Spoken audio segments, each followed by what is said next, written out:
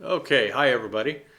So I was talking to this guy the other day, and we're talking on Zoom or yeah, I think it was Zoom. Yeah, and I can remember what he said. He used the term blood money, and he used it in a kind of a fun way that we don't usually use it, but it's a kind of a light way.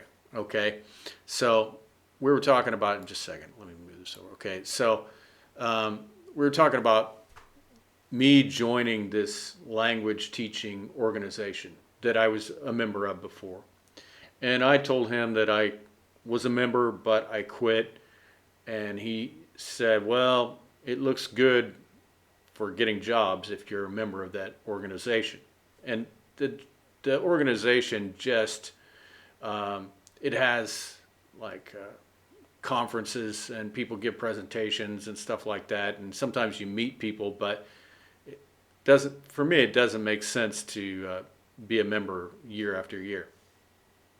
And so anyway, he said, "Well," he said, "it's it's kind of an investment if you pay for it, even if you don't use it, you have it on your resume." And I said, "Well, that's a lot of money to waste." And he said, "Well, you can think of it as kind of like blood money, right? So it's paying money even if you're not getting a benefit because it's a kind of a membership into this organization that all of the language teachers belong to, and they will see you as being one of us, kind of thing. Uh, and so it is kind of blood money in that sense that it's kind of like paying membership to a labor union, even if they don't, like, even if you don't use it or if they don't help you, they want you to be a member. Okay, so, but this is just an organization and there's just no benefit. And so he said you can look at it like it's blood money, right? So that's a kind of a playful use of it.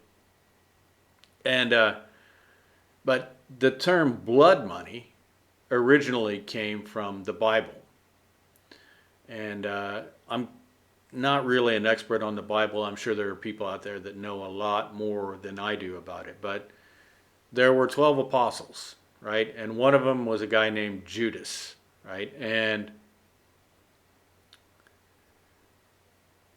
so what happened was there were Jesus was walking around and he had people following him, but that was a threat to the people who were already the religious leaders at the time and kings and stuff, and a lot of people were out to get him.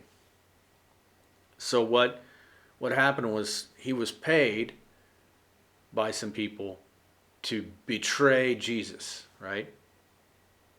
And so what he did was Jesus was out in a crowd, and Judas went and he bowed down to him and called him master or something like that. Yeah, there was another word, but something like master or priest or something like that. So that made it so that everybody knew that he was the one that was causing all the trouble, right? So that was a kind of a betrayal to Jesus. So then uh, he felt bad about it, right? And so he tried to give the money back. And he said something like, "I want to give this money back because it was money for the blood of the innocent," or something like that, right? And so uh, that's where the original term blood money came from. Now it has a couple of other meanings in the current day. So let's say, for example, okay, so let's let me show you the stuff I got here.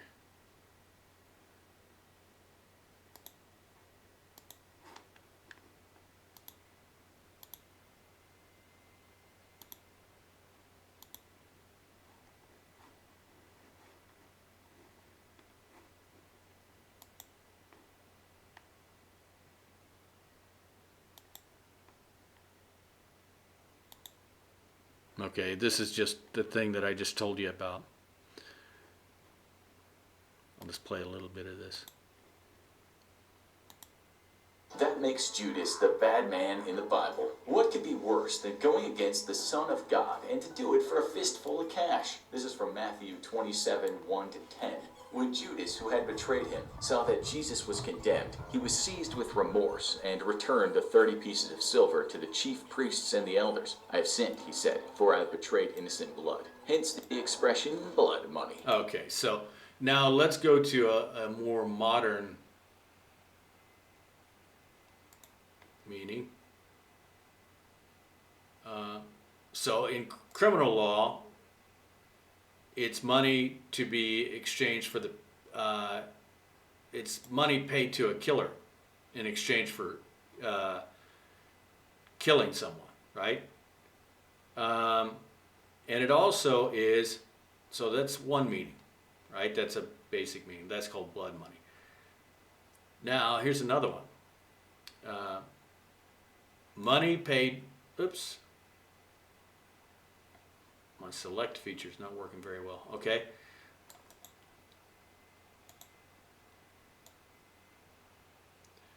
Money paid to the family of someone who has been murdered. That settlement is nothing more than blood money. So when did that happen? This is a famous case in Japan, okay? So there was a Lucy Blackman, I think she was British. Yeah, British woman. So this Japanese guy, but I think with a name like Joji Obata, he might have been a Korean Japanese. Okay, he was, okay. So he raped and killed this girl, Lucy Blackman. And then, so what happened was her father, Blackman's father, accepted £450,000 as blood money for the murder of his daughter. From who, I don't know. And he was looked down on. People judged him, strongly for taking money for the death of his daughter, but I guess he thought it was better than just the family of the murderer keeping it. I don't know. But that was called blood money. Okay, so now let me go to my, let's go to the things that I figured out, okay? Money paid in compensation to the family of someone who has been killed. I talked about that. Okay. Money gained in a way that involves others being harmed or exploited. So like, for example,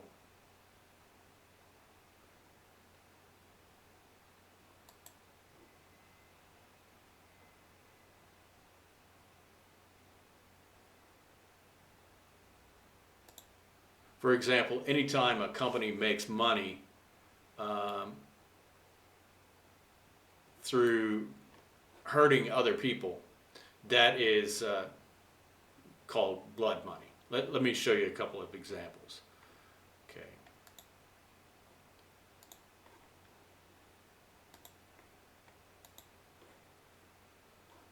So, for example, this woman was contacted in Colombia, and she was kind of she was told that she could become a dancer in Japan, and then once she got to Japan, they took her passport away, and they said, now you owe $50,000 because we paid for your plane ticket over here and other charges. So she had this, it's kind of like debt slavery. All of the documents that she signed were in Japanese. And then once she got to Japan, they said, oh yeah, you are you need to pay us all this money, right? Dancer, we never said dancer. No, or maybe they told her she was going to be a hostess, like, and just pour drinks and stuff like that. And so she had this debt she had to pay. She couldn't go to the police because she didn't have her passport, and she knew that the police wouldn't like take her side. And so she had this contract that she had signed, and believe it or not, the Japanese police probably wouldn't have done anything to protect her. So she just had to work off this slavery, this debt. So what you had was the girl, and then you had some other people in the middle, and then you had the Japanese mafia. So the money that the mafia made and the money that these fixers made, the people in the middle, that would be called blood money. Okay?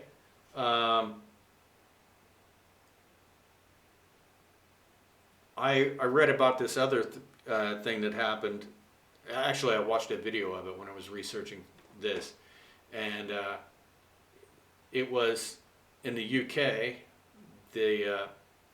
This guy would give people like a free place to stay, right? But then they accumulated all of this rent, right?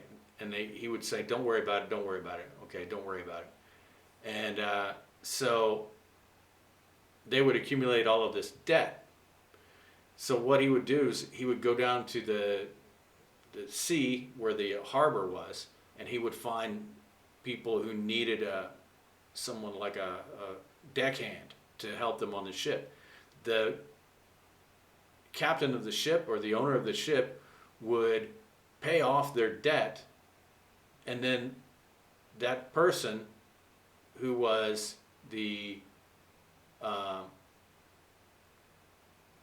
who was the guy that stayed in their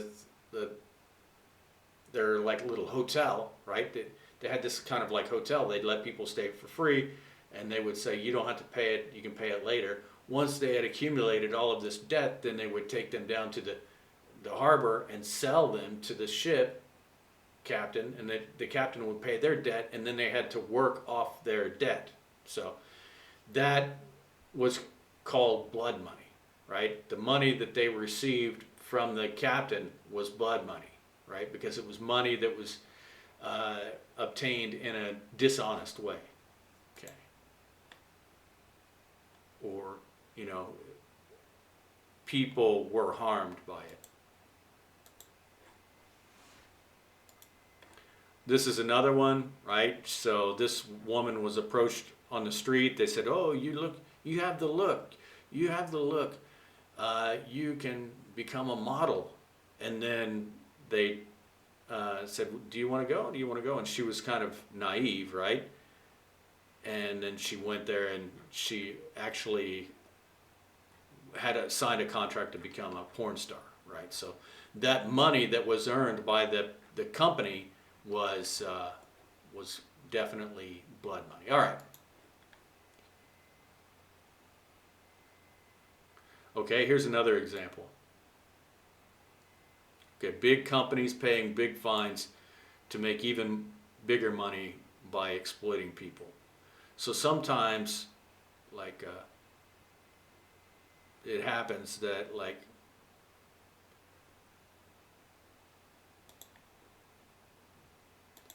so let's say, for example, the company is selling like a financial product, right? And they know that it's risky.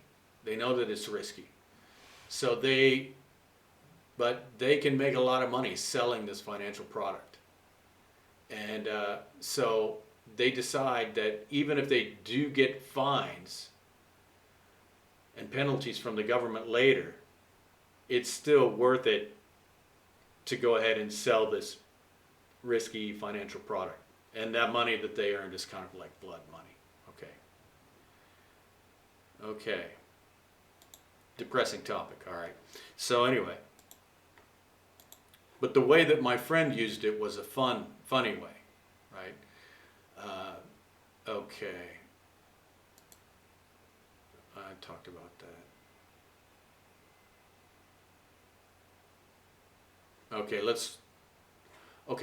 Let's go back down here.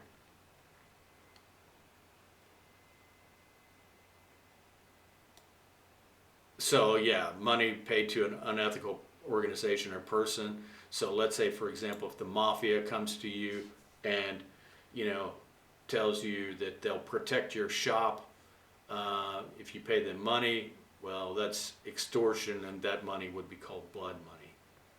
Okay. Okay, here's an example. Money accepted by politicians from the National Rifle Association. Now, I don't think this is blood money, but you see, it's a matter of opinion. It's a matter of opinion. So the National Rifle Association advocates for guns, right? Gun ownership rights. And but some people are against that. They think that people get killed by guns and stuff. So they would consider the money donated by the National Rifle Association to be blood money, right? I don't think so, but some people would. All right. Okay. So let's say, for example, you are working for a company that is a defense contracting company, and they make bombs, right? Bombs that are weapons of war, right? So that would be called.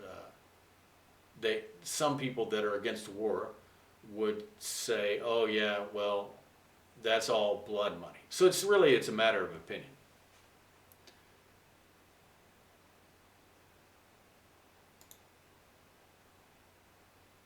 Okay, and these other ones I already talked about. Okay, money made by people involved in sex trafficking. Okay, because a lot of times the women are preyed upon because they're in a financially tough situation, right? Or they're tricked. They're just basically tricked, right? They tell them that they just need to pour drinks and stuff, and next thing you know, they're involved in the sex industry, right? Or like there are what's called a pimp, and a pimp is a person who organizes the deal between a person who wants to get a prostitute and the prostitute. Depending on how the prostitute feels about it, if she's okay with it and could walk away at any time, then I guess it wouldn't be blood money. But some people would call that blood money, especially if the girl was like tricked in some way, or underage, something like that, or actually sold against her will. Obviously, that would be blood money. Okay, now this has happened a lot. Look at this one.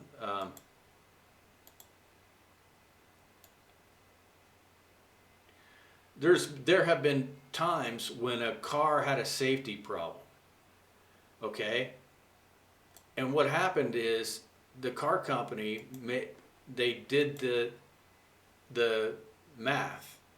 They did the calculations, and they decided that in order to recall all of those cars and repair them, it would cost more money than it would to just settle the lawsuits and pay the people, right? And so they allowed the car to have the safety problem because it was less expensive for the company to let people get killed, right? That's what you call blood money, right? Where they don't care about like people's lives and stuff. All right. Okay. Where am I?